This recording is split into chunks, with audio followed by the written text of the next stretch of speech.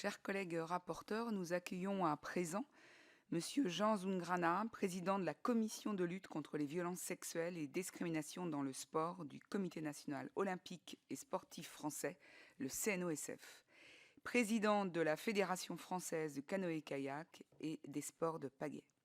C'est à ce double titre que nous vous auditionnons aujourd'hui après avoir entendu Madame Catherine Moyon-de-Bec, coprésidente de la Commission.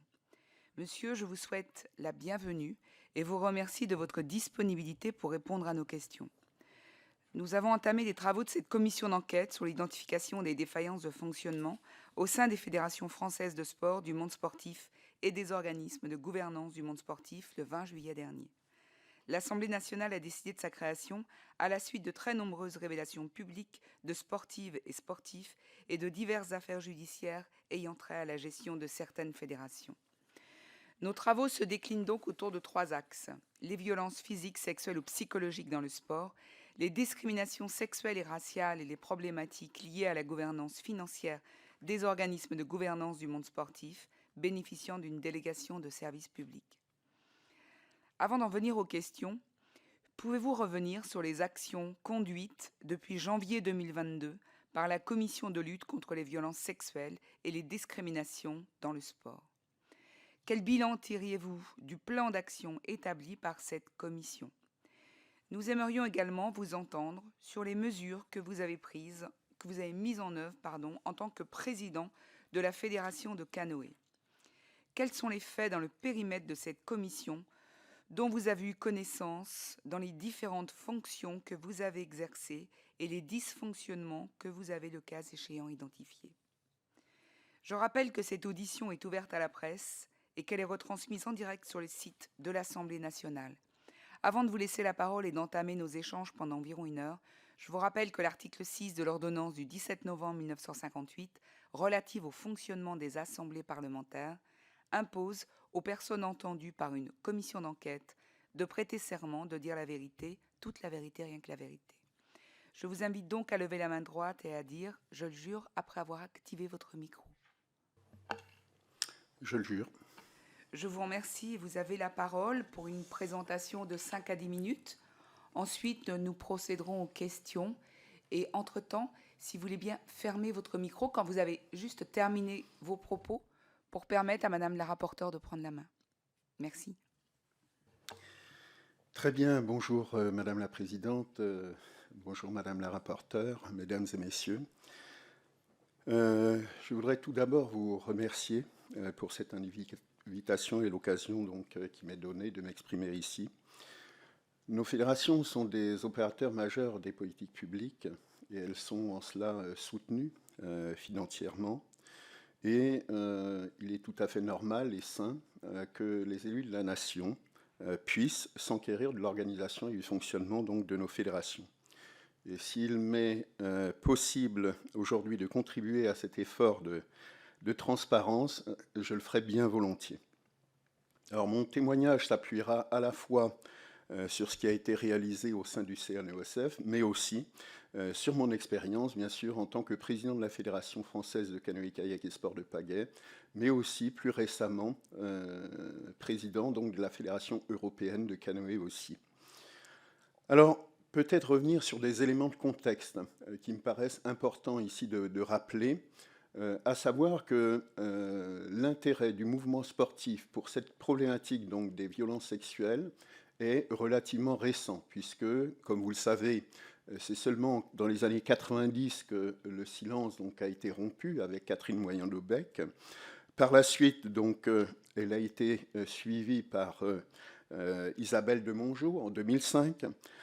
Il faudra attendre 2006 pour avoir les premières enquêtes donc, sur cette question, sur les violences donc, au sein, on va dire, du mouvement sportif, notamment donc, des étudiants.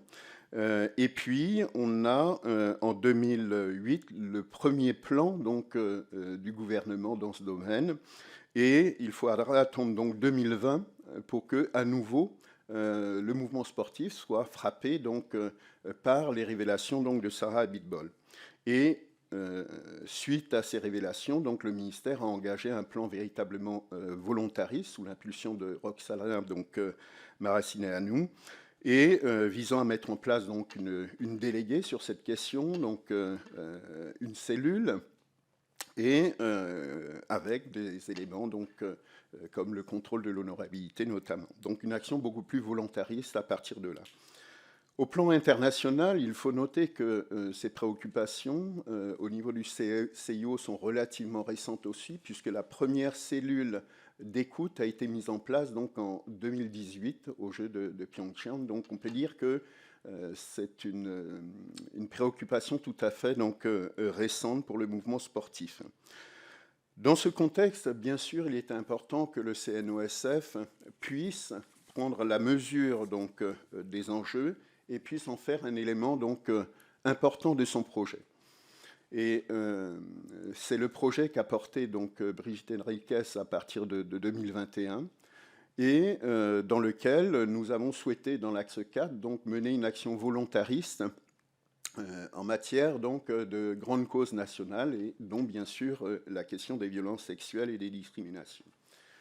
Alors, les principales actions que nous avons menées, ça a été dans un premier temps la création d'une commission sur les violences sexuelles et les discriminations, qui est coprésidée donc par Catherine Moyen-de-Bac et moi-même, et une commission qui est composée d'une dizaine de personnes, aux profils très différents, juristes, athlètes, mais aussi représentants du mouvement associatif, des DTN, cadres techniques.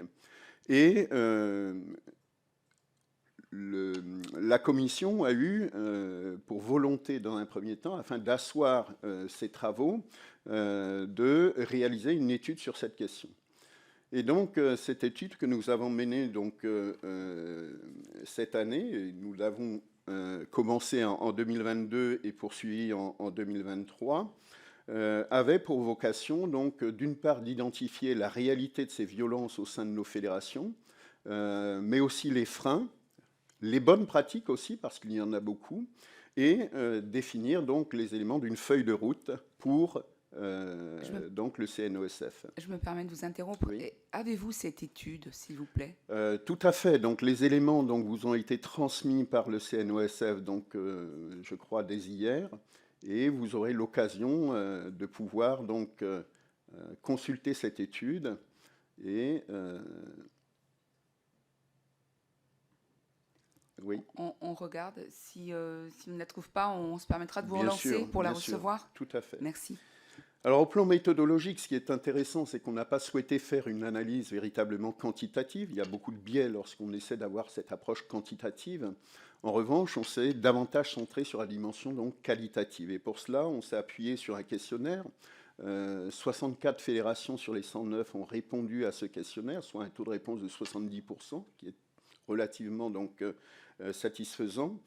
Avec des entretiens aussi. On a eu 28 structures différentes à répondre donc à cette enquête. Et nous avons mis en place un comité d'experts, un travail avec les territoires. 3 régions ont été auditionnées, des clubs. Et au travers donc, de cette étude, on a été amené à mettre en avant un certain nombre de résultats qu'on a communiqués lors des assises que nous avons réalisées donc, cette année, donc au printemps. Alors ces résultats, tout d'abord au plan quantitatif malgré tout, nous avons souhaité identifier la part des violences sexuelles et des discriminations. Et donc on se rend compte que dans 66% des cas traités par les fédérations, ce sont essentiellement des violences sexuelles qui sont donc évoquées, et les discriminations représentent malgré tout une proportion importante, puisque nous avons 26% des cas traités par les fédérations qui sont des cas de discrimination. Alors notre étude, dans un deuxième temps, a souhaité se centrer sur les violences sexuelles, tout simplement parce que nous souhaitions avoir un périmètre donc restreint, sachant que notre volonté à terme, c'est de mettre en place une seconde étude donc, par la suite, qui sera, elle, davantage centrée sur la question des discriminations, qui est aussi une problématique d'une autre nature, et dont nous avons besoin de prendre la mesure. Alors, effectivement, donc, ça ne veut pas dire que le CNO s'est désintéressé de la question des discriminations, puisque nous avons travaillé, bien sûr, en partenariat avec les ministères. Je pense au ministère des Sports sur l'édition de guides, par exemple, concernant donc les LGBT. C'est aussi donc le travail avec le ministère de l'égalité hommes-femmes au travers donc du plan national qui a été mis en place contre les discriminations. Mais toutefois, la commission, elle, s'est centrée dans un premier temps sur cette question des violences donc sexuelles. Alors le constat qu'on peut faire, c'est que globalement, les fédérations sont engagées dans cette lutte. 84% donc des fédérations répondantes ont signalé qu'elles étaient engagées donc dans cette lutte. Et le frein que pourrait constituer la volonté politique apparaît très peu. Seul dans 3% des cas, on identifie le manque de volonté politique comme un des freins potentiels. Donc des fédérations relativement engagées, avec des organisations et des actions qui sont très différentes. Quand vous dites dans 3%, il y a des freins politiques. Voilà, c'est-à-dire que la question des violences n'est pas perçue parfois comme un élément donc essentiel, parce que parfois les fédérations ne se sentent pas peut-être touchées de la même façon. Alors je pense peut-être. Est-ce que vous pouvez nous citer des exemples de fédérations qui ne se sentent pas touchées de la même façon? Non, je ne peux pas vous donner on va dire, de fédérations, pointer des fédérations, mais ce sont des éléments statistiques qui montrent que... Vous ne pouvez pas parce que vous ne voulez pas ou parce que vous n'avez pas? Non, parce que je n'ai pas les éléments, donc j'ai les éléments statistiques, mais je n'ai pas les éléments factuels, les fédérations donc concernées. Et donc... donc dans cette étude, vous sollicitez les fédérations, mais qui répondent de manière anonyme? Alors, elles répondent effectivement, donc, et on a effectivement. Donc vous avez un retour des questionnaires des fédérations pour savoir si oui ou non c'est une priorité pour la fédération. Il faudrait peut-être effectivement aller plus loin dans l'investigation pour cibler ces fédérations. Dans un premier temps, ça n'a pas été l'objet de notre travail. Notre travail, ça a été d'identifier finalement un certain nombre de freins. Et parmi ces freins, il y a effectivement parfois cette question de volonté politique à tous les niveaux, c'est-à-dire que ce soit au niveau... Il sera possible de consulter cette étude? Bien sûr, puisque nous allons vous la faire parvenir. Alors, vous avez une question de Madame la rapporteure, donc là je vais vous demander de couper votre micro, voilà. Merci, merci beaucoup. Moi j'ai une interrogation du coup qui me vient en vous écoutant, c'est-à-dire que vous faites donc ce questionnaire qui est envoyé aux fédérations, elles le remplissent, donc c'est pas anonyme, ce qui fait que vous avez quand même des données qui sont exploitables.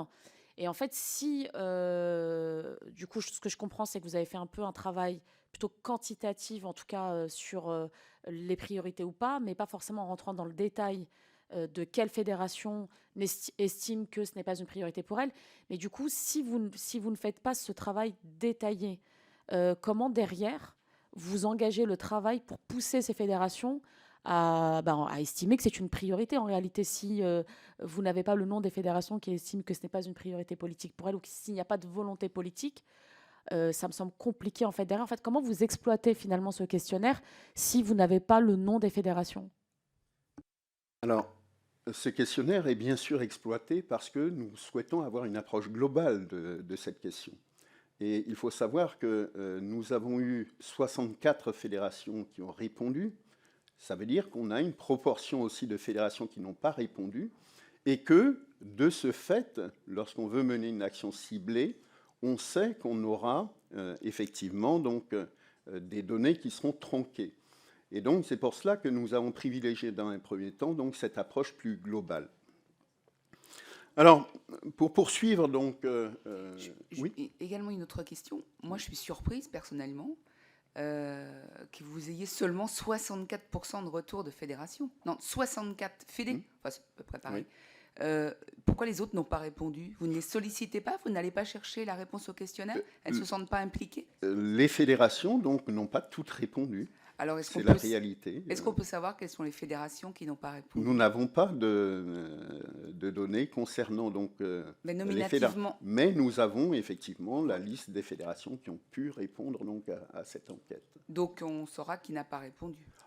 Dans l'étude, vous aurez vraisemblablement des éléments donc, concernant cette question. Et vous avez fait des relances? Alors, c'est le cabinet d'études sur lequel on s'est appuyé qui a fait ce travail et sera possible effectivement d'avoir les éléments. Ces réponses, ce questionnaire n'est pas obligatoire en réponse. Non, il n'y a pas d'obligation des fédérations à répondre aux sollicitations qu'on peut réaliser. Ce sont des fédérations qui sont membres du CNOSF et nous n'avons pas de pouvoir en ce domaine. Donc chaque fédération, effectivement, est en droit de répondre ou de ne pas répondre donc, à ces sollicitations.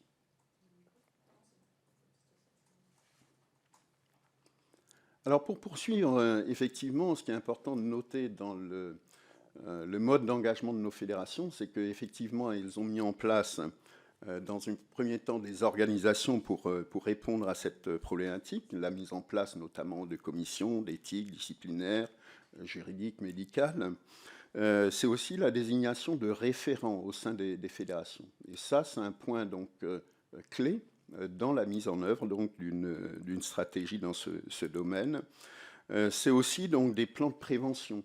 On a aussi beaucoup de fédérations qui ont mis en place des plans de prévention et 72% des fédérations ont inscrit cette problématique dans leur projet sportif.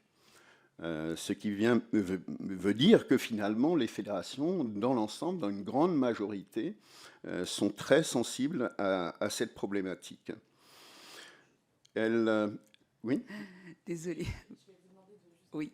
Il faut alterner quand vous parlez. Si Madame la rapporteure veut le micro, il faut que vous lui rendiez, c'est pour ça. Exactement, merci. À vous. Alors, du coup, j'ai deux questions par rapport à ce que vous venez de nous dire. Donc, d'une part, sur la question des référents, est-ce que vous avez, pour le coup, là, des éléments sur le nombre de fédérations qui ont mis en place un référent dans leur fédération, enfin, pour celles qui ont répondu. Et quand vous indiquez 72% des fédérations, ont un cadre, enfin, ce qu'elles ont mis en place, on est d'accord qu'on est sur les 72% des 69%, 64% qui ont répondu. Donc, donc, pour le reste, en fait, on n'a pas du tout de visibilité. On ne sait pas s'il y a des référents, on ne sait pas si c'est dans leur projet. Voilà, c'est-à-dire que l'étude, bien sûr, sa limite, c'est effectivement qu'on a 64 fédérations qui ont répondu, mais je veux dire que le taux de réponse, on va dire, est malgré tout intéressant au plan statistique et nous donne des grandes orientations. Et c'est cela, en définitive, qu'on a souhaité donc retenir dans le cadre de cette étude. Alors, c'est aussi la mise en œuvre des obligations qui sont imposées par l'État. Je pense au contrôle de l'honorabilité que les fédérations peuvent réaliser. Et puis parfois, ce sont simplement l'intégration de modules de formation dans le cadre de la formation donc, des éducateurs sportifs de nos fédérations. Merci.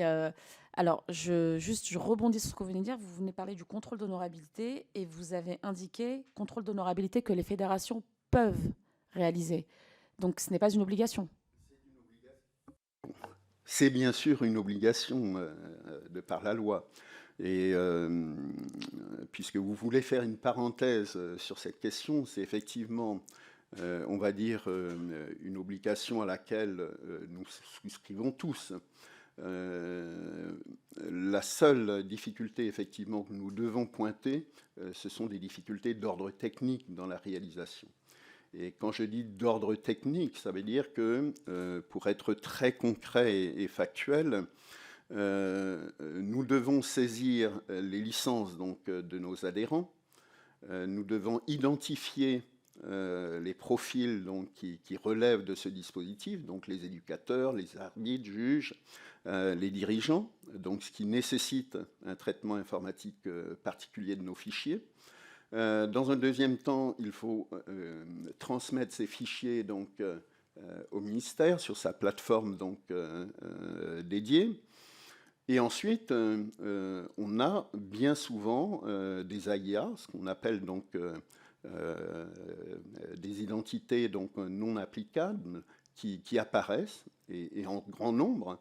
Et pour chacun des cas, pour des raisons donc, d'erreur, soit dans les codes, soit dans la dénomination, on est amené à traiter chacun individuellement. Donc vous imaginez les centaines d'heures que ça peut représenter à l'échelle d'une grande fédération pour pouvoir gérer cette question. Et donc, c'est pour les fédérations une réelle difficulté, et c'est pour cela que nous travaillons donc avec le ministère des Sports pour essayer de trouver des solutions permettant donc de faciliter ce travail qui, pour nous, est bien sûr important et essentiel. Et donc, oui. Et donc, est-ce que vous diriez que malgré toutes ces difficultés que vous venez d'indiquer, est-ce que vous diriez que toutes les fédérations font le contrôle d'honorabilité, ou est-ce que certaines, justement, ne le font pas au vu des difficultés, ou alors parce qu'elles n'ont pas les ressources humaines pour pouvoir le mettre en place? Alors, très honnêtement, je n'ai pas les éléments statistiques sur le nombre de fédérations qui n'ont pas pu mettre en place donc, ce dispositif à date. Le ministère donc a cette comptabilité, pourra tout à fait vous donner les éléments. En revanche, moi, ce que je voudrais pointer, et c'est ce qui ressort donc de notre étude, c'est que dans la plupart des cas, le manque de moyens donc, pour les fédérations est un élément donc, qui est pointé. Dans 30% des cas, on pointe ce manque de moyens comme un élément, comme un frein finalement, à la mise en œuvre donc, de ces obligations donc, imposées par l'État.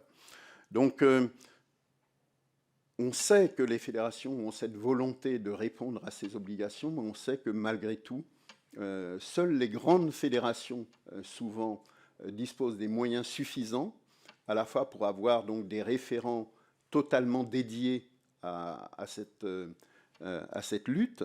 Et je prends le cas, on a des fédérations de plus de 500 000 licenciés et qui sont en capacité d'avoir des temps pleins donc, sur ces questions. Ce n'est pas le cas de nos petites fédérations de moins de 100 000 licenciés qui souvent ont des moyens financiers et des ressources humaines très faibles et qui doivent composer essentiellement avec des bénévoles. Et donc, c'est pour cela, lorsqu'on parle de fédération, souvent, c'est un terme générique qui recouvre des réalités très différentes entre des petites fédérations et des fédérations donc, qui ont une surface beaucoup plus importante. Et ça, on doit y prêter donc, attention. Donc, comment accompagner effectivement ces petites fédérations pour qu'elles puissent mettre en œuvre donc, ces obligations, c'est aussi un élément important, sachant que souvent, la perception que l'on a, c'est qu'on a un accroissement malgré tout donc, de nos obligations de mission, donc des services publics d'une manière générale, et avec un effet de ciseau entre cette augmentation donc, des attentes en matière donc, de mission de service public et puis les moyens finalement qui sont alloués donc à nos fédérations, qu'il s'agisse par exemple des cadres techniques dont le nombre est plafonné actuellement, ou encore des moyens financiers. Donc il y a, de ce point de vue-là, effectivement, peut-être ce sentiment qui traduit aussi une réalité vraiment de terrain pour les bénévoles, on va dire, sur le terrain. Donc le manque de moyens, pour nous, un élément donc, central dont il faut effectivement tenir compte. Oui, oui, alors ça c'est vrai que c'est quelque chose qui nous était remonté effectivement, la question des moyens, étant donné que le modèle repose beaucoup sur le bénévolat, donc c'est un vrai sujet en tout cas qui nous est revenu. Moi j'aimerais juste revenir un peu en arrière, parce que je vous avoue que malgré tout ça m'a un peu... je suis très interrogative, j'aimerais avoir votre avis là-dessus. Quand vous dites que 3% des fédérations estiment que ce n'est pas, je ne sais plus comment vous l'avez, priorité politique ou sur ce sujet-là, moi j'aimerais avoir, vous, qu'est-ce que vous en pensez sur le fait que certaines fédérations estiment aujourd'hui finalement que ce n'est pas une priorité politique? Alors, je crois que les contextes de nos fédérations sont très différents. Nous avons effectivement des tailles, des histoires très différentes, et on perçoit que dans certaines fédérations, effectivement, ces problématiques, on va dire, ne sont pas perçues à la hauteur, tout simplement parce que ce sont des fédérations de petite taille, que peut-être quantitativement, elles ont moins d'exposition donc à ces problématiques. Cela, lorsque je dis je peux comprendre, ça ne veut pas dire qu'effectivement, c'est une position politique que je partage à titre personnel au sein de ma fédération. C'est effectivement une autre approche que j'ai. Mais je pense que si on veut effectivement lutter contre ces violences, il faut aussi avoir cette capacité à analyser donc les ressorts finalement qui sont derrière parfois le fait qu'on ne considère pas que c'est la priorité numéro 1. Et ça touche, on va dire, et on l'a noté notamment au plan local, les dirigeants de clubs par exemple, qui parfois ne mesurent pas tout à fait donc, les enjeux dans ce domaine. Et ils le mesurent lorsque effectivement des cas apparaissent donc, au sein de leur structure.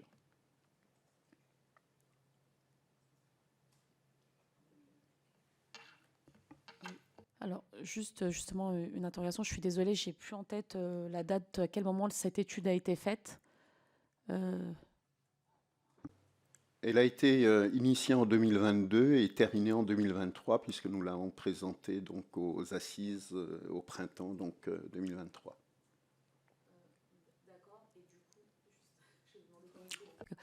D'accord, donc printemps 2023, elle a été présentée. Est-ce que, du coup, suite à cette étude, puisque vous dites que finalement, pour certaines fédérations, en fonction de leur histoire, de leur taille, etc., ce n'est pas leur priorité numéro 1, la question de la lutte contre les VSS ou d'autres types de discrimination.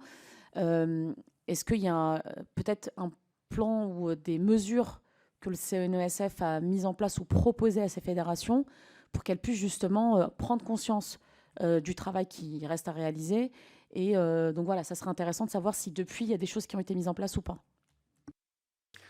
Alors tout à fait. Alors, pour poursuivre cependant sur la question des freins, parce qu'on a identifié la question des moyens comme un élément donc important, il faut souligner aussi la difficulté que les fédérations ont parfois à mobiliser l'échelon local. C'est le deuxième frein qui a été identifié à 34% donc, des réponses, avec le fait que localement, parfois, il n'y a pas la perception donc, de l'importance de cet enjeu pour les structures. Donc ça, c'est un point aussi qu'on doit souligner. Et bien sûr, d'autres freins ont été, on va dire, identifiés, mais dans une moindre mesure, et vous aurez l'occasion, donc, dans le cadre de l'étude, de pouvoir avoir un regard plus, on va dire, plus précis donc, sur ces autres freins.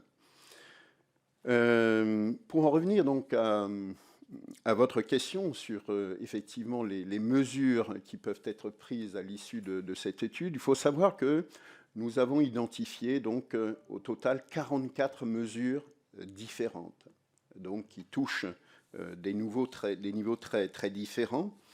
Et pour ma part, donc, je mettrai l'accent sur quelques mesures qui me paraissent donc essentielles à l'avenir.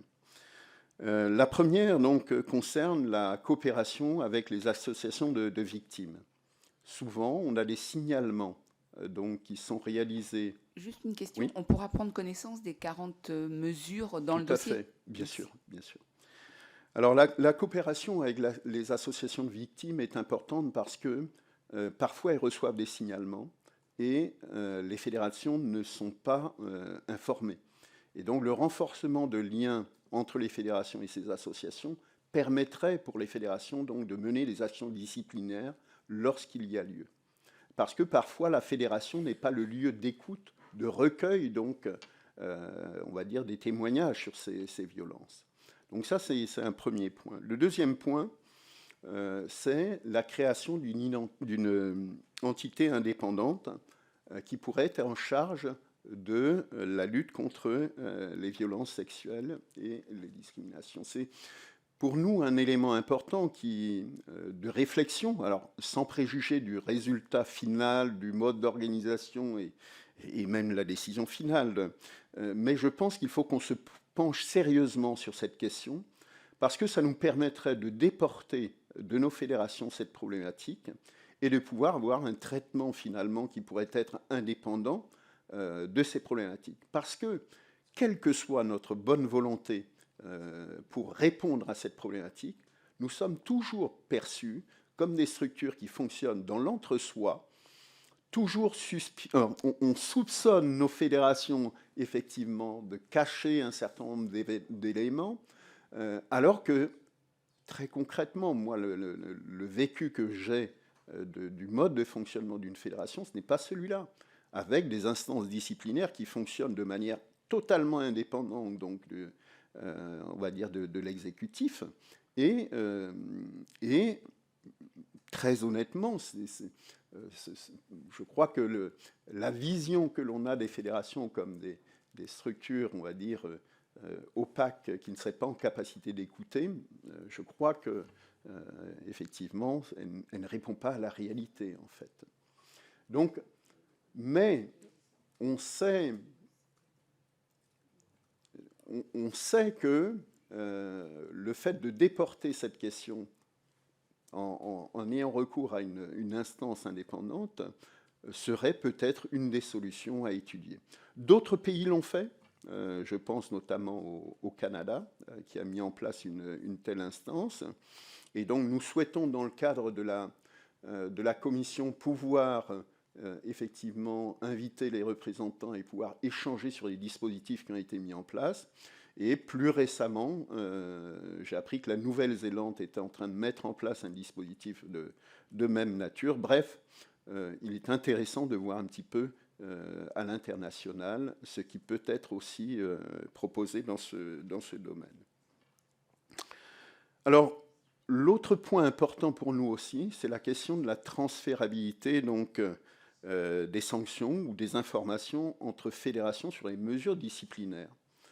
Lorsque nous prenons une décision disciplinaire, il faut savoir que, bien sûr, à l'interne, nous communiquons en direction de nos structures, mais à défaut d'avoir une communication entre fédérations et la possibilité de communiquer entre fédérations, on peut imaginer qu'une personne puisse récidiver dans une autre fédération.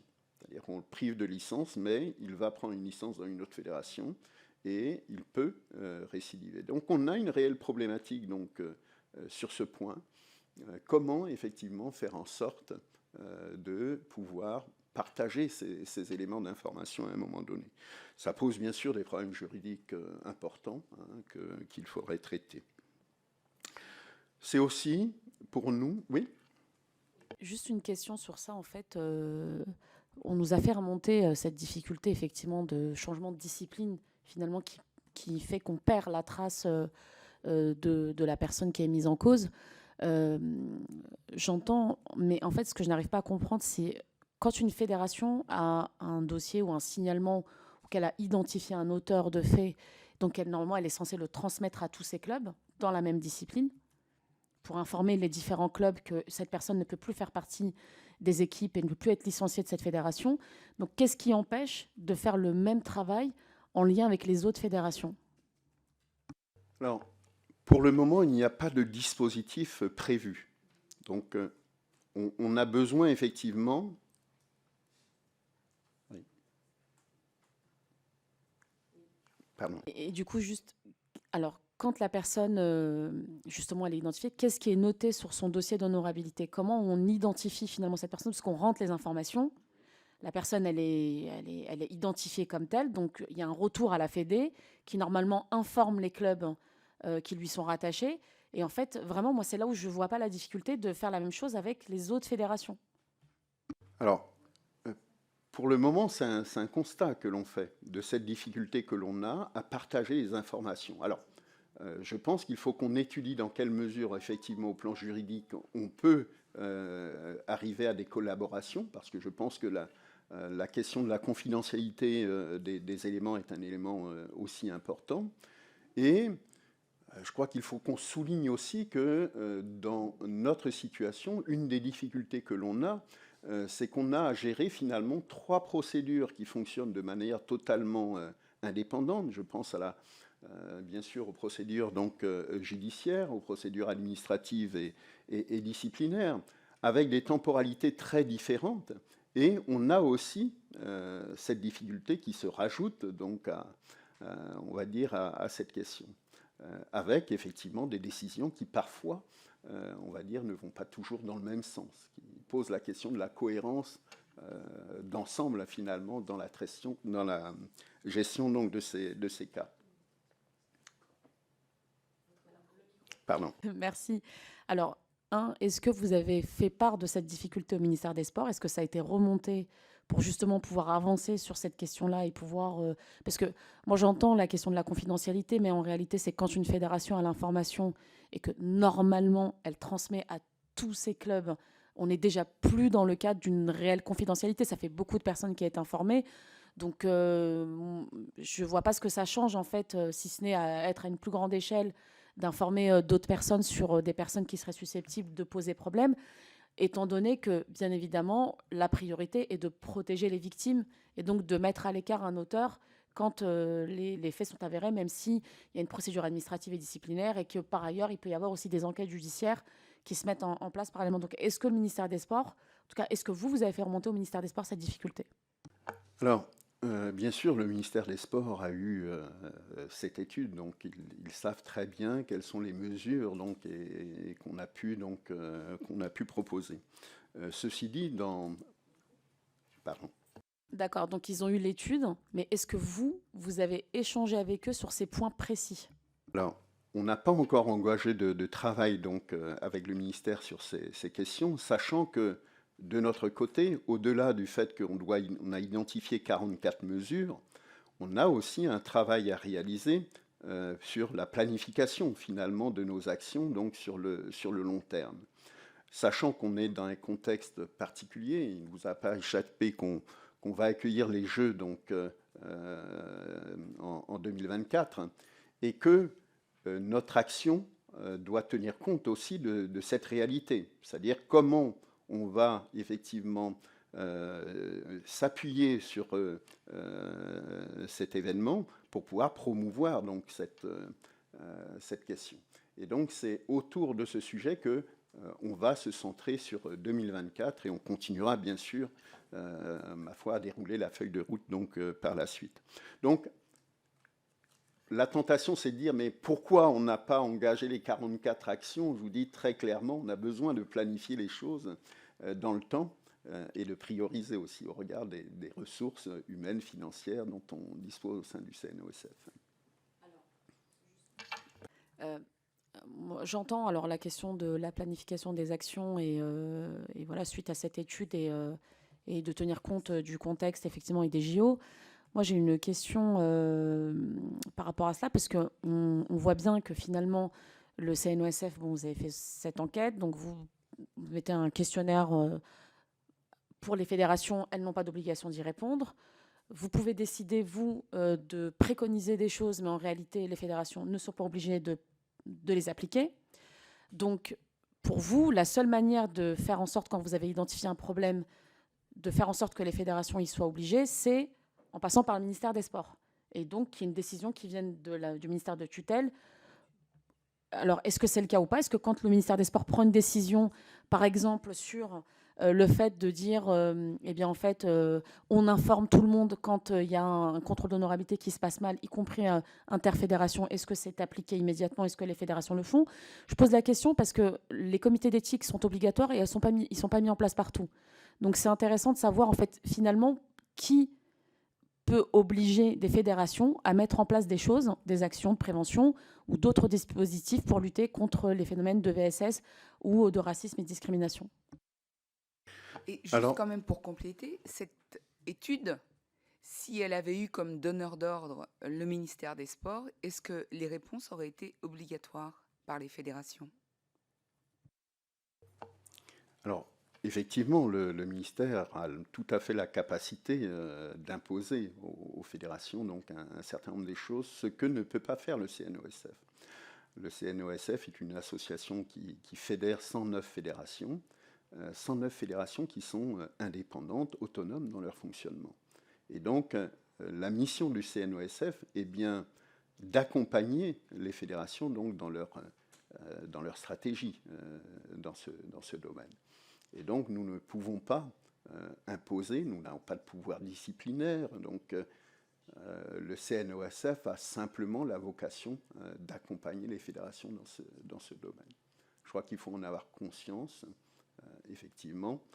On peut le regretter ou considérer que c'est quelque chose de tout à fait normal, qui est cette indépendance des fédérations. Je crois que le ministère a toute latitude, effectivement, d'imposer certaines orientations lorsqu'il le souhaite.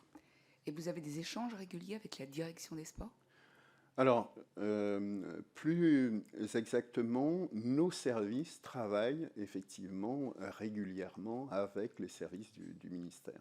Ça, concrètement, des réunions régulières sur des thématiques comme le contrôle de l'honorabilité, par exemple. Ce sont des réunions qui sont faites, que ce soit sur les plans, les guides, effectivement. Donc, il y a un très bon partenariat, on va dire, qui existe entre le CNO et le ministère sur ces thématiques. Et votre commission, plus spécifiquement? Alors, nous n'avons pas travaillé directement. Généralement, on le fait au travers donc, de nos services qui, effectivement, se mobilisent sur les thématiques donc, que l'on met en avant donc, au travers de la commission, notamment.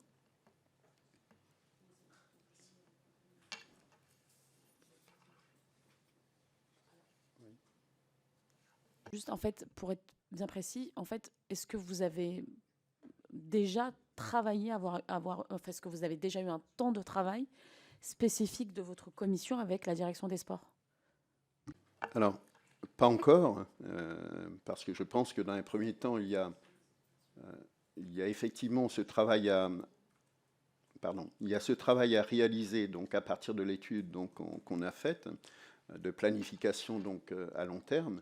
Et ensuite, il y aura effectivement ce temps déjà de validation à l'interne, on va dire, de la planification qui va être proposée. Et ensuite, il y aura effectivement donc la partie mise en œuvre, où là, on aura besoin de rencontrer le ministère et de voir comment on peut cheminer ensemble sur des thématiques. Tout à l'heure, je parlais de la question de l'instance indépendante. Ce sont des sujets, effectivement, que l'on peut aborder avec le ministère. De la même façon, la communication, donc des informations entre fédérations, c'est un point qu'on pourra évoquer avec eux. S'il vous plaît. Oui. Alors moi, pour le coup, là, je vais vraiment vous demander ce que vous en pensez, parce que vous avez la coprésidence de cette commission depuis janvier 2022. On est en octobre 2023, ce qui fait quasiment 2 ans. Et donc, en 2 ans, vous n'avez jamais vu la direction des sports pour travailler spécifiquement sur votre commission, qui est pourtant en charge d'un sujet extrêmement important, qui est suite de la lutte contre les violences sexuelles et les discriminations dans le sport. Et en fait, pourquoi ? Et en fait, moi, j'aimerais vraiment savoir pourquoi ce temps de travail n'a jamais eu lieu. Est-ce que c'est parce qu'il n'y a pas de volonté politique de part et d'autre ou d'une des parties de ne pas avancer sur le sujet? Est-ce que c'est... Enfin, vraiment, nous, on est... Pour le coup, moi, je suis très interrogative sur le fait que vous ne nous soyez jamais rencontrés. Je crois qu'effectivement, il y a des temporalités dans tout travail qu'on initie. Et la temporalité pour nous, c'était dans un premier temps de travailler autour de cette étude. Et donc, à partir, donc, fort de ce travail, après, on aura ce temps plus politique où il faudra porter donc, ces mesures en partenariat donc, avec le ministère. Donc je ne suis pas étonné, moi, qu'il y ait cette temporalité. En même temps, ce que vous laissez sous-entendre, c'est qu'il ne s'est rien passé en 2 ans. Et c'est ça qui me chagrine un peu. À savoir que concrètement, nous avons eu d'une part donc, la mise en place de cette étude, mais parallèlement, qu'avons-nous fait? Nous avons formé les référents donc, des commissions disciplinaires donc, au sein de nos fédérations, avec le service juridique du CNOSF. Et vous savez que la question des compétences donc, des personnes donc, en charge de traiter ces questions disciplinaires, pardon. Alors, en fait, je vais préciser, parce que le sujet, c'est pas qu'il ne s'est rien passé. Au contraire, on voit bien qu'il y a une étude qui a été mise en place, qu'il y a des choses qui sont faites et qu'il y a une volonté voilà, affichée, en tout cas, d'avancer sur ces questions-là.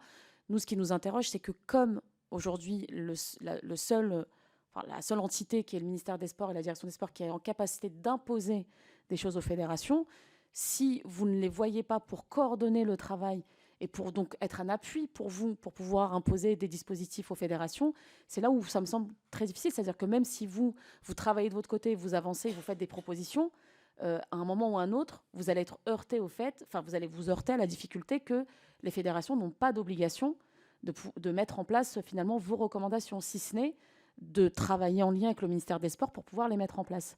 Et donc c'est pour ça que 2 ans, j'entends le fait qu'il y ait eu l'étude et une planification des choses, mais ça nous semble juste un peu long, et puis y compris d'ailleurs sur le fait de travailler ensemble, de coordonner les orientations politiques sur comment est-ce qu'on travaille la question de la lutte contre les VSS.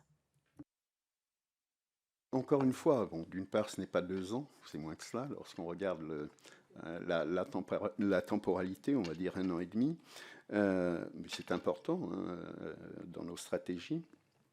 Mais encore une fois, je veux attirer l'attention sur le fait que nos services travaillent en étroite collaboration avec le ministère. Et ça, vous semblez ne pas le mesurer.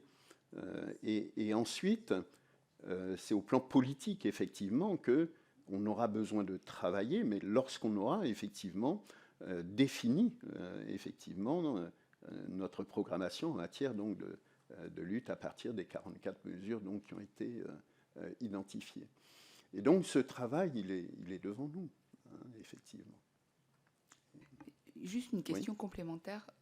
Catherine Moyon-Debec nous disait la semaine dernière qu'elle n'avait pas eu de contact, aucune demande de contact de la part du nouveau président du CNOSF, M. David Lapartien. Est-ce que depuis, elle a reçu, vous avez été contacté pour une demande de rendez-vous? Je n'ai pas connaissance donc, des demandes de rendez-vous de Catherine auprès de David, donc vous m'informez de cette demande. Il faut savoir quand même que le président Lapartien a pris ses fonctions donc, récemment, qu'il est dans un contexte dans lequel il doit effectivement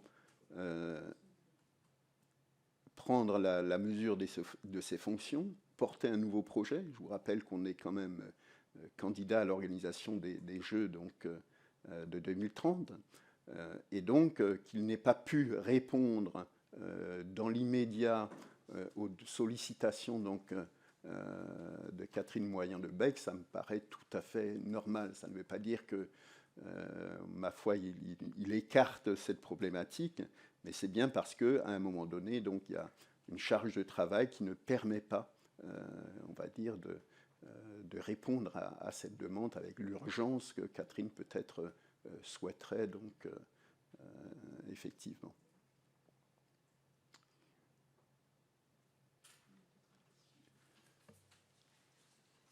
Alors peut-être pour prolonger, oui.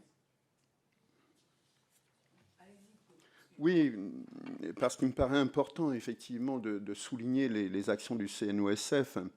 On a formé effectivement les référents de nos commissions disciplinaires, et c'est un point important. Nous formons aussi les référents donc, de nos fédérations dans le domaine des violences sexuelles et des discriminations. C'est par exemple une soixantaine de personnes qui ont été formées au travers des dispositifs donc, que nous avons mis en place, en partenariat avec le CRIAF, qui est le centre de ressources et d'information donc, pour les intervenants auprès des auteurs de violences sexuelles et de discrimination.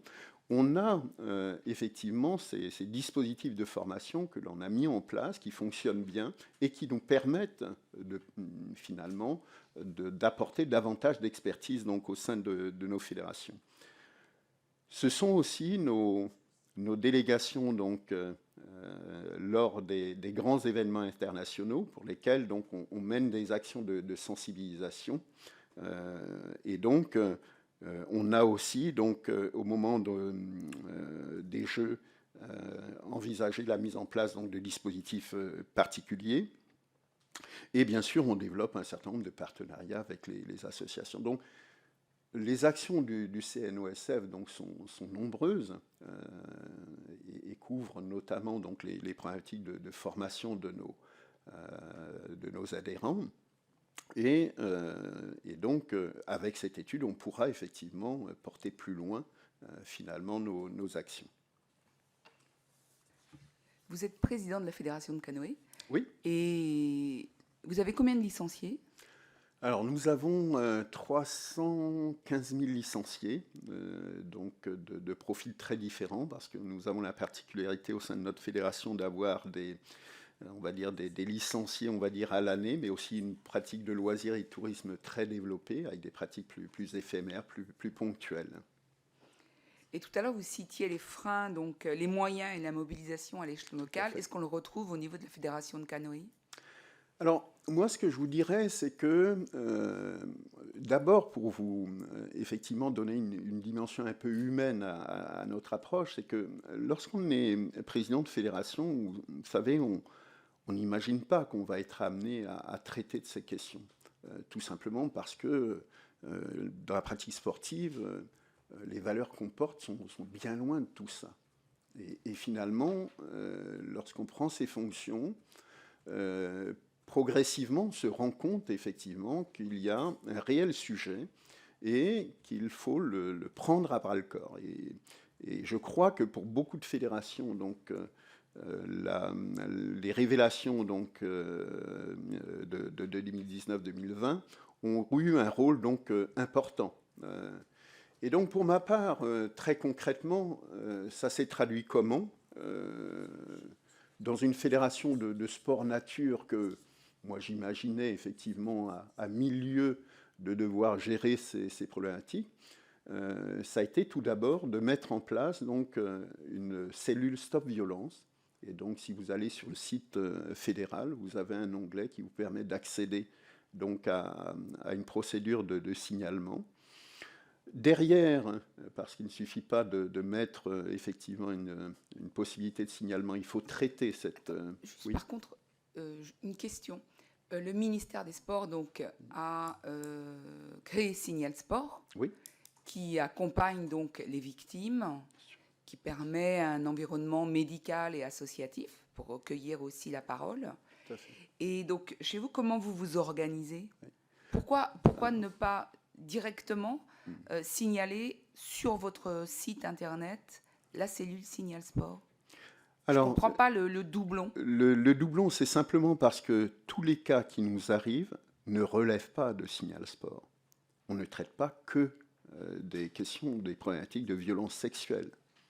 Nous avons quelquefois du harcèlement, nous avons quelquefois d'autres problématiques de violence, mais d'un autre ordre. Et parfois, ça ne relève pas directement donc, de Signal Sport. Donc, et vous n'avez jamais envisagé de oui, poser la question au ministère oui, pour essayer d'élargir la possibilité de s'exprimer sur Signal Sport à tout type de discrimination? Alors, ça peut être une piste, mais très honnêtement, il faut aussi que les moyens humains, financiers puissent suivre. Hein, c'est-à-dire que actuellement, le nombre de cas traités par le ministère est relativement important.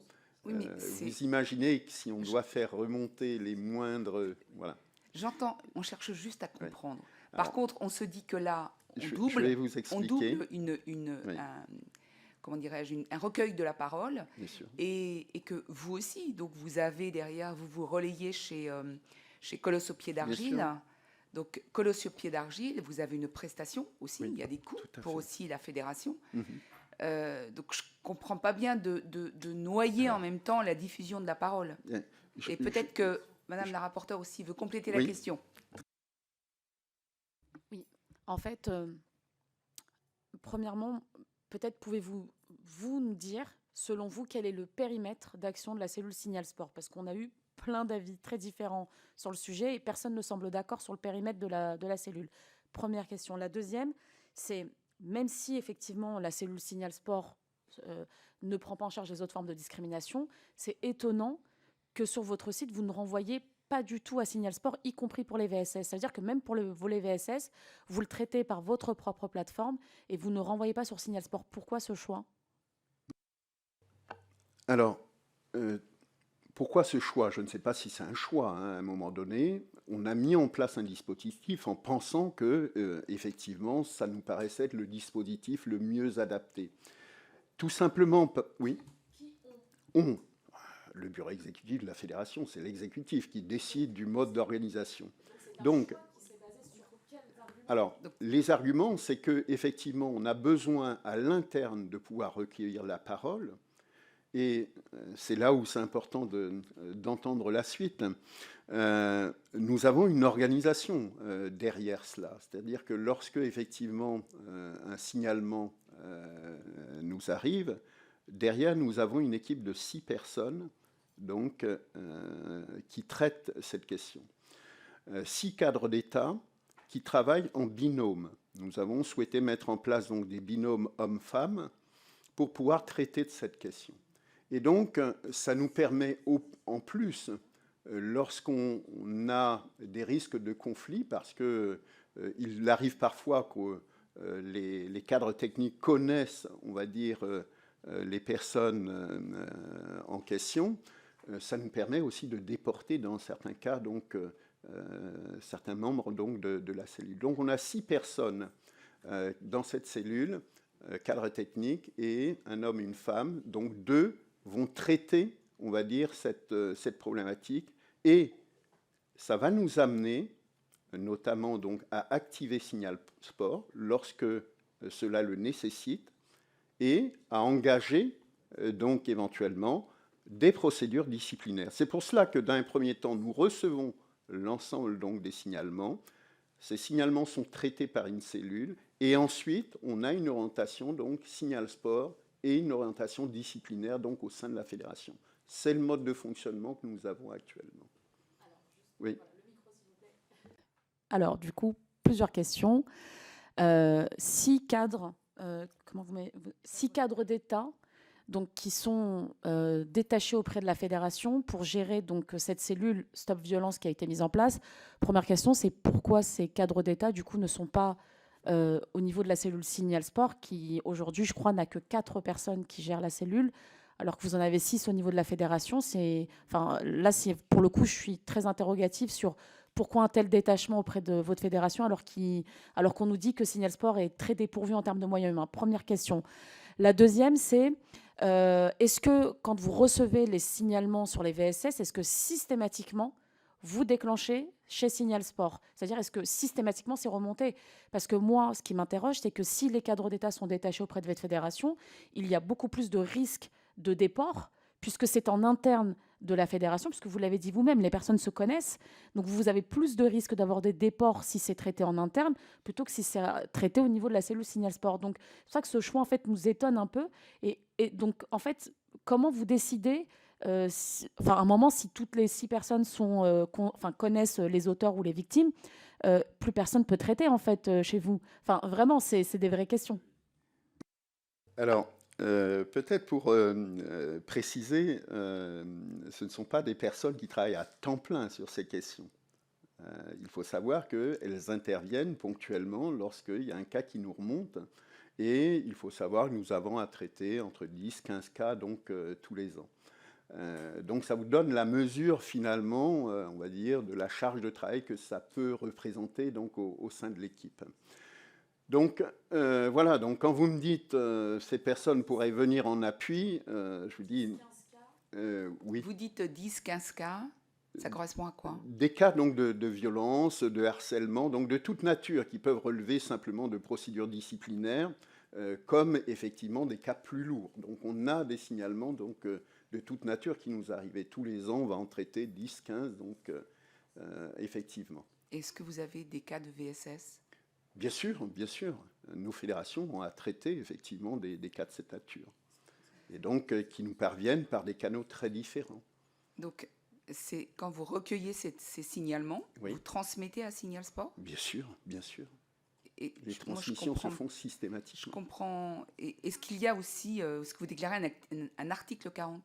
Alors bien sûr, il nous est arrivé de faire des signalements, oui, article 40, par le biais de notre directeur technique national. Et c'est un point important. Ce que je ne comprends pas, c'est que oui. dans le raisonnement SCNOSF, vous dites que vous recommandez une entité indépendante oui. pour gérer tous ces cas, que ce soit VSS ou discrimination. Et à côté, au sein de la fédération de canoë, vous le gérez en interne. Et une fois que vous l'avez géré en interne, vous prenez la décision ou non de le signaler sur Signal Sport. C'est pas un peu contradictoire? Non. D'après vous, Signal Sport est accessible à qui? C'est accessible aux victimes directement C'est ou c'est aux clubs et aux mais fédérations? c'est accessible à tout le monde. Vous pouvez très bien avoir recours et signaler donc auprès du ministère des faits de cette nature. Donc pourquoi on n'a pas Donc, accès directement sur le et site de la Fédération alors, canoë? on pourrait effectivement rajouter, je veux dire que toutes les possibilités, on va dire, de faire remonter ces problématiques sont après tout intéressantes à développer. Pour ma part, sur le principe, je n'y suis pas opposé. Simplement, j'attire l'attention sur le fait que tous, on va dire, les signalements n'ont pas vocation à finir sur Signal Sport au sein d'une fédération. Et donc, nous avons parfois des problématiques disciplinaires, on va dire, plus internes à gérer. Et j'imagine l'encombrement que ça peut représenter pour Signal Sport que de recevoir l'ensemble donc des sollicitations. Oui. Moi, j'ai plusieurs demandes de précision. Donc, j'entends que parfois, ce sont des mesures disciplinaires qui ne concernent pas la cellule Signal Sport. Sauf que dans ce cas-là, votre rubrique s'appelle Stop Violence.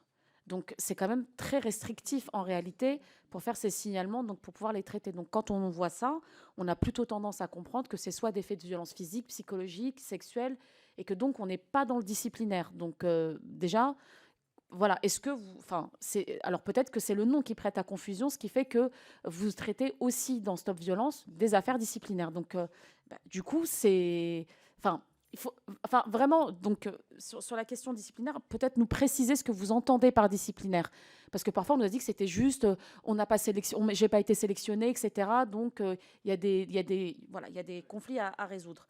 La deuxième chose, moi, sur laquelle je veux vous alerter, c'est qu'on a reçu plusieurs victimes dans le cadre de cette commission d'enquête et que ce qui est extrêmement difficile pour les victimes, c'est de devoir répéter plusieurs fois leurs témoignages. Et donc là, vous nous dites, les témoignages, en tout cas la cellule traite en Stop Violence, les informations, les signalements nous arrivent de divers endroits. Ce qui veut dire que les victimes, quand elles décident de parler, elles vont parler d'abord peut-être au club, qui va arriver au niveau de la Fédé avec Stop Violence.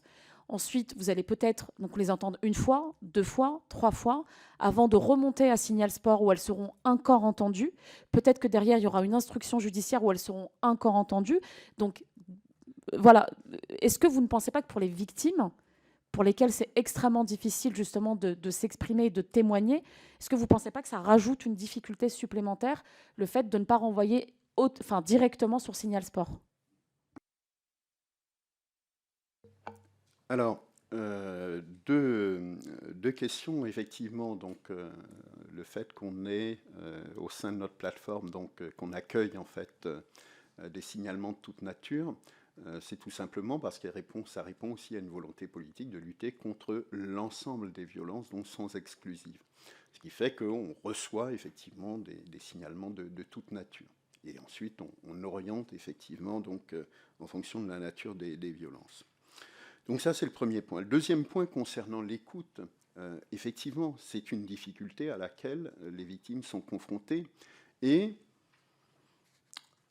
on sait qu'on a 3 procédures différentes qui sont engagées.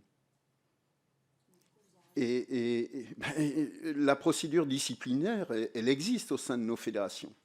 Et on a besoin d'écouter, effectivement, donc, les témoignages pour pouvoir prendre, effectivement, des décisions. Et ça, malheureusement, c'est aussi notre réalité. Et on ne peut pas, effectivement, se passer de l'écoute, donc du contradictoire, pour pouvoir prendre nos décisions. Donc l'écoute de la victime, de l'auteur des infractions, est un élément, on va dire, fondamental. Et donc, ce pouvoir d'instruire à un moment donné, nous avons besoin de l'avoir au sein de nos fédérations aussi, donc pour pouvoir mener des actions disciplinaires. Est-ce que les fédérations ont des comptes à rendre au ministère des Sports sur ces signalements ou sur tout type de discrimination? Qu'est-ce que vous entendez par rendre des comptes? Est-ce que vous informez? Est-ce qu'on vous questionne? Est-ce qu'on vous interroge? Est-ce que vous avez un point à date à formuler? Alors, dans les relations qu'on a avec le ministère, donc, notamment donc, dans les contrats d'objectifs, il nous arrive effectivement d'avoir des entretiens avec le ministère et d'évoquer ces problématiques. Et donc, je crois qu'on a un rendez-vous de programmer donc, prochainement avec le ministère. Et ce sera effectivement un des éléments qui sera évoqué vraisemblablement. Vous avez des Mais objectifs? pour nous, Oui, vous avez des objectifs quand vous par rapport rencontrez. Comment?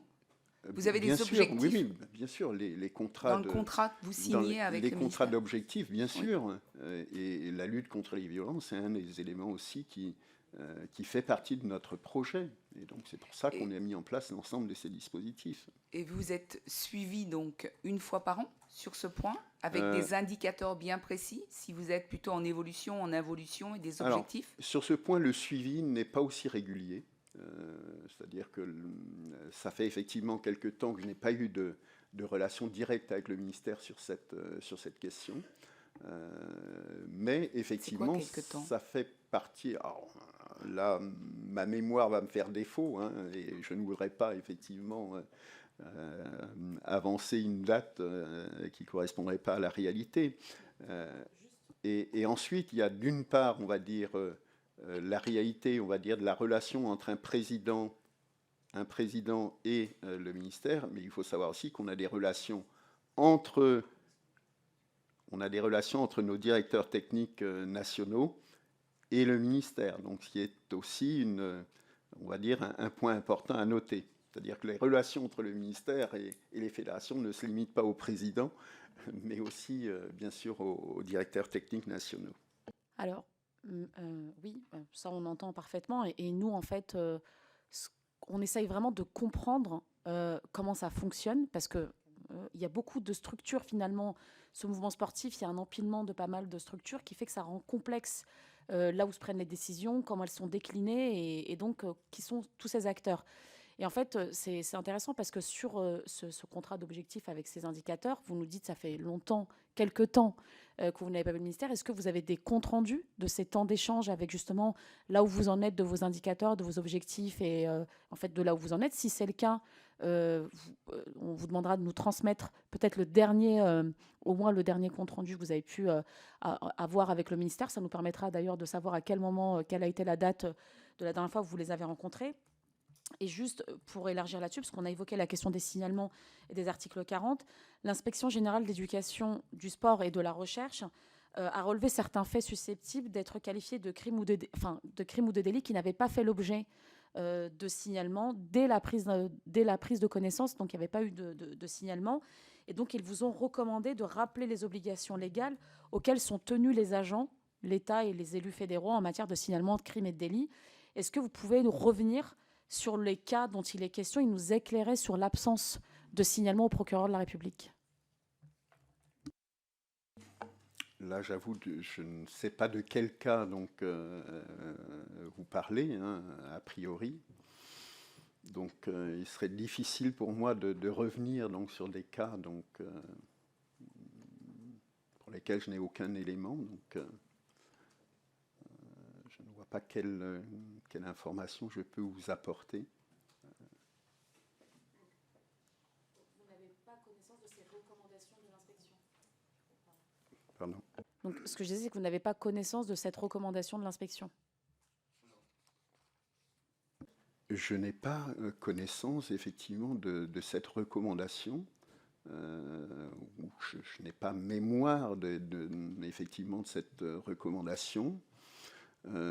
Est-ce que c'était effectivement, nous avons eu un rapport d'inspection donc de l'inspection générale en 2022. Est-ce que c'était une des mesures qui était proposée? Mais le nombre de mesures fait que parfois oui.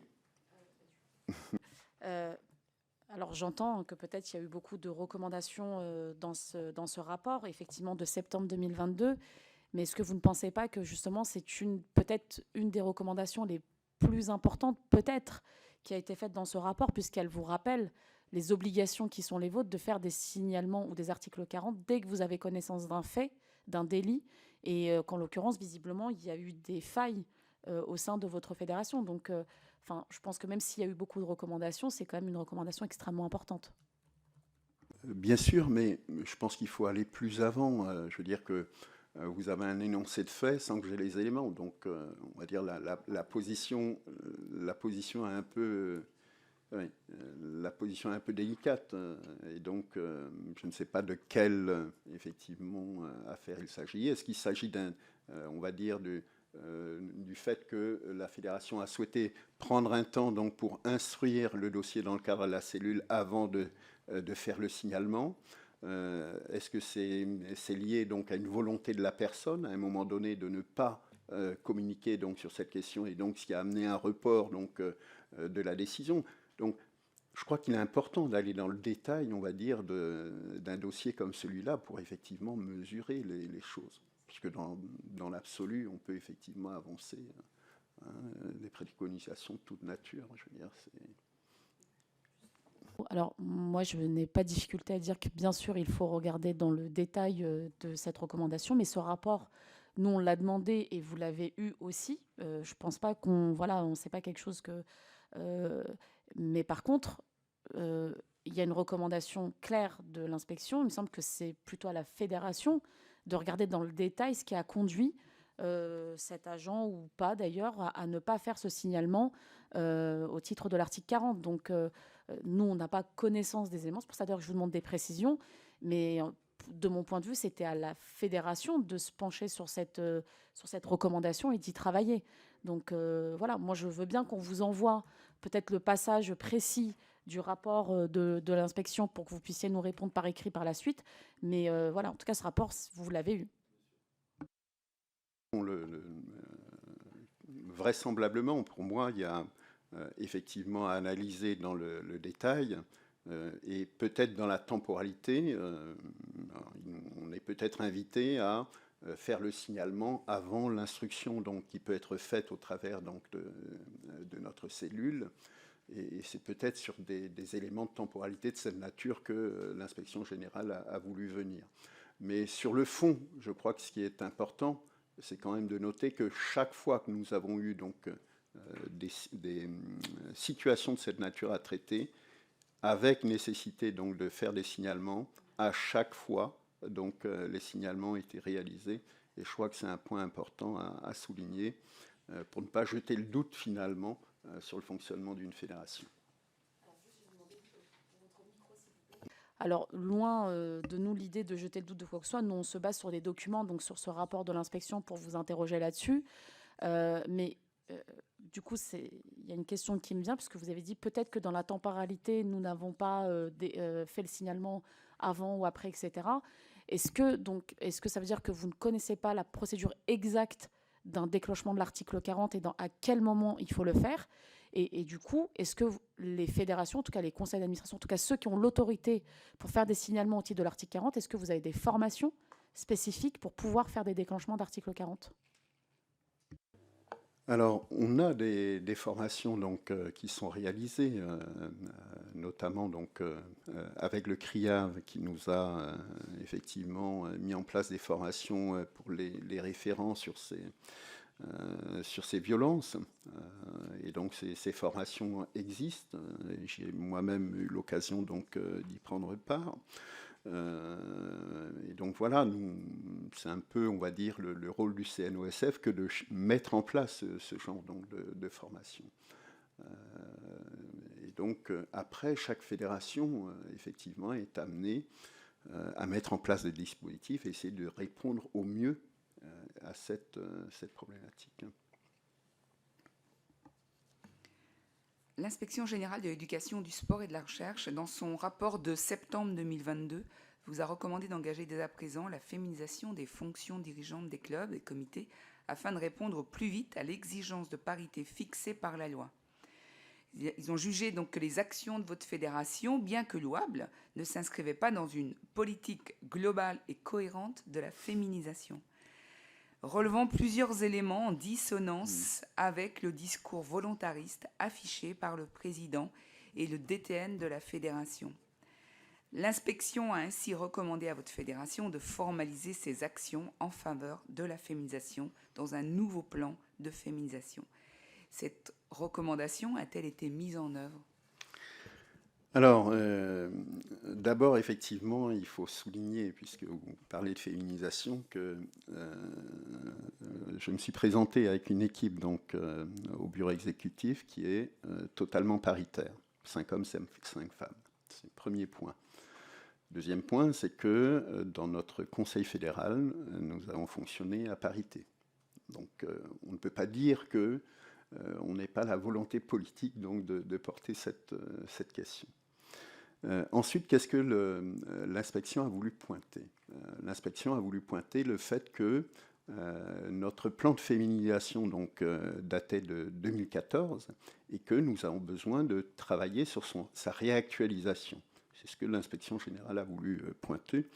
Et effectivement, nous y travaillons. Et donc, récemment, il y a de cela donc, une dizaine de jours, nous étions donc à un symposium donc, de notre fédération internationale sur cette question, avec la vocation donc, et la volonté d'actualiser ce plan. Donc nous avons effectivement commencé à y travailler et nous avons constitué donc, autour de ma vice-présidente en charge de cette question donc, au sein de mon équipe, nous avons commencé à avoir un groupe de travail autour de cette question pour pouvoir produire donc, effectivement donc, ce plan. Donc voilà où on en est donc, de la réflexion et je veux dire qu'on y travaille, bien sûr, de la même façon que on modifie nos statuts aussi, bien qu'on ait fait évoluer les choses au sein de notre fédération sans attendre donc, les injonctions donc, de l'État en matière de parité donc, dans ce domaine. Et quel poste occupent les femmes au conseil d'administration? Alors, au sein de mon équipe, elles ont des fonctions très différentes. J'ai des vice-présidentes donc, qui vont être en charge des plans de féminisation, par exemple, mais aussi de disciplines sportives. Donc, leur périmètre n'est pas un périmètre différent, on va dire, de ceux des postes donc, hommes au sein de notre exécutif. Donc, il n'y a pas, on va dire, de différence dans le traitement, on va dire, au regard des compétences des uns et des autres.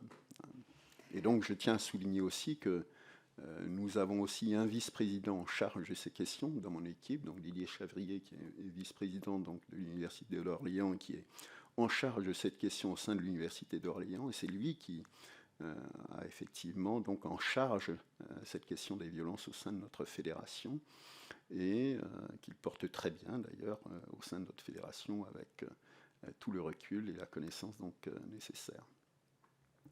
Merci à vous, Monsieur Zungrana. Si vous souhaitez revenir et pour nous transmettre quelques informations, vous pouvez le faire par mail ou directement, oui. En tout cas à la commission. Donc, nous vous souhaitons une bonne fin de journée. Merci pour votre disponibilité. Merci à vous. Bonne journée à vous.